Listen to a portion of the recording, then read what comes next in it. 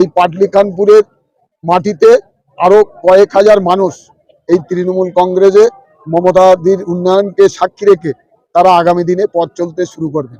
সুন্দরবনে কংগ্রেসে বড়সড় ভাঙন, ব্লক সভাপতি সহ ১,৫০০ কর্মীর তৃণমূলে দলবদলে চাঞ্চল্য। উত্তর ২৪ পরগনার বসিরহাট মহকুমার হাসনাবাদ ব্লকে কংগ্রেসে বড়সড় ভাঙন দেখা দিল। পাটলিখানপুর গ্রাম পঞ্চায়েত এলাকার চকপাটলি হাইস্কুল মাঠে এদিন নবনির্বাচিত তৃণমূল সভাপতি আনন্দ সরকারের সম্বর্ধনা সভা ও পথসভার মাঝে আচমকায় মিছিল করে হাজির হন হাসনাবাদ ব্লক কংগ্রেস সভাপতি ছোবান গাজী সহ প্রায় ১,৫০০ কংগ্রেস নেতাকর্মী ও সমর্থক। প্রকাশ্য কর্মী সভায় তৃণমূলের ব্লক সভাপতি আনন্দ সরকার, তৃণমূল শিক্ষক সেলের নেতা তুষার মণ্ডল ও পাটলিখানপুর অঞ্চল নেতৃত্ব মুকুল গাইনের উপস্থিতিতে কংগ্রেসের ওই বিরাট অংশ তৃণমূলের পতাকা হাতে তুলে নেন। পাশাপাশি এদিন অঞ্চল নেতৃত্ব মুকুল গাইনের সক্রিয় ভূমিকা কর্মী সমর্থকদের মনোবল আরও চাঙ্গা করল। ছোবান গাজী জানান, মানুষের কাজ করতে হলে এবং বিজেপির বিরুদ্ধে লড়াই করতে কংগ্রেস এখন আর কার্যকর নয়। মমতা বন্দ্যোপাধ্যায়ের উন্নয়ন ও সাম্প্রদায়িকতার বিরুদ্ধে লড়াইয়ে তৃণমূলই একমাত্র বিকল্প। ২০২৬-এর বিধানসভা নির্বাচনে বিজেপিকে রুখতে তৃণমূলই সক্ষম বলে দাবি করেন তিনি। নবনির্বাচিত ব্লক সভাপতি আনন্দ সরকার বলেন, হিঙ্গলগঞ্জ বিধানসভা আসনে এবার আরও বড় ব্যবধানে তৃণমূলকে জয় উপহার দেওয়াই তাদের লক্ষ্য। সাধারণ মানুষকে মমতা বন্দ্যোপাধ্যায় ও অভিষেক বন্দ্যোপাধ্যায়ের হাতে শক্তি বাড়ানোর আহ্বান জানান তিনি।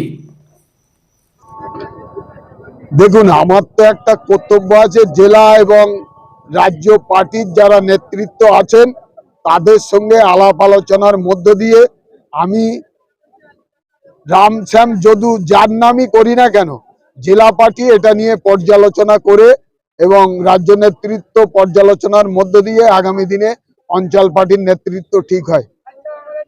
খুব অল্প দিনের মধ্যেই নতুন অঞ্চল সভাপতি এবং পাটলিখানপুরের নতুন অঞ্চল কমিটি, শুধু পাটলিখানপুরে নয়, আমার ব্লকের মধ্যে যে কটি গ্রাম পঞ্চায়েত আছে এবং হিঙ্গলগঞ্জ বিধানসভার মধ্যে যে কটি গ্রাম পঞ্চায়েত আছে তথা পশ্চিমবাংলার সকল বিধানসভার এবং কিছু কিছু অঞ্চল নেতৃত্বের নামও প্রকাশ হয়েছে পূর্ব মেদিনীপুরে, সেটা আপনারা পেশ করলে দেখতে পাবেন। সামিল হওয়ার জন্য তৃণমূল কংগ্রেসে জয়েন করলাম। কংগ্রেসের কেন কংগ্রেস ত্যাগ করলেন? কংগ্রেস ত্যাগ করলাম, কংগ্রেসের থেকে তো লড়াই করা, মানে এখন যে কংগ্রেসের যে অবস্থা, কংগ্রেসের থেকে তৃণমূল এই বিজেপির বিরুদ্ধে লড়াই করা যাবে না। পশ্চিমবঙ্গে বিজেপির যে সাম্প্রদায়িক প্রচার, এই সাম্প্রদায়িক প্রচারকে রোখার জন্য একমাত্র মমতা ব্যানার্জি যথেষ্ট, তৃণমূল কংগ্রেসই তার জন্য হাতিয়ার। এবং এই তৃণমূল কংগ্রেসের উন্নয়নে সামিল হওয়ার জন্যই আমি কংগ্রেস ত্যাগ করে তৃণমূল কংগ্রেসে জয়েন করলাম।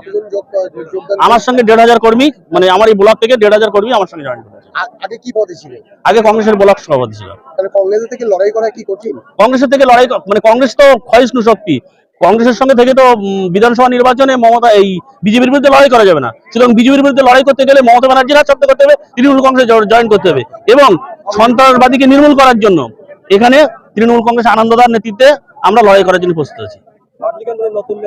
বিশেষ করে হ্যাঁ, উন্নয়ন, সেটা তো আগেই বললাম যে পশ্চিমবঙ্গের উন্নয়ন একমাত্র উন্নয়নটাকে সম্ভব তৃণমূল কংগ্রেস উন্নয়ন করতে পারে।